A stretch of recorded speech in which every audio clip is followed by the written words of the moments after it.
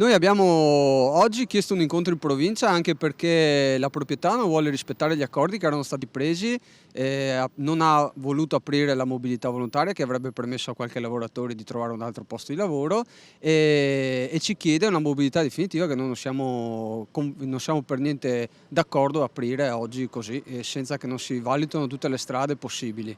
Dopo mesi di silenzio in attesa di un progetto da parte di Zeolite, i 40 dipendenti dell'azienda sono tornati a far sentire la loro voce con un presidio di fronte alla sede della città metropolitana in via Forte Marghera a Mestre, in concomitanza con l'incontro per discutere della difficile vertenza che si protrae da tempo. Il sindacato chiede chiarezza, soprattutto alla luce del fatto che l'azienda denuncia non ha rispettato gli accordi. A un certo punto l'azienda sembrava avere in mano il progetto, che c'ha, in realtà almeno così ci comunicano, però non hanno nessuna intenzione di andare avanti, tanto che invece ci hanno chiesto di aprire la mobilità definitiva e quindi licenziamento per tutti. Noi su questo ovviamente non ci stiamo perché se c'è un progetto lo dobbiamo portare avanti fino alla fine.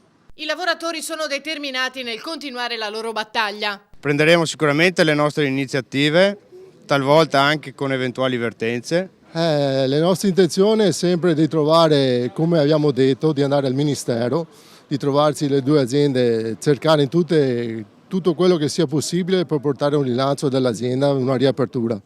Ci troviamo tutti in un'età avanzata, che abbiamo tutti sui 50 anni, praticamente è molto difficile trovare lavoro e questo ci rovina notevolmente il nostro futuro. Avere lavorato 35 anni, 36, 37 in questa azienda, avere dato il massimo, adesso l'ultima parte della nostra carriera lavorativa diciamo, ci troviamo rovinati.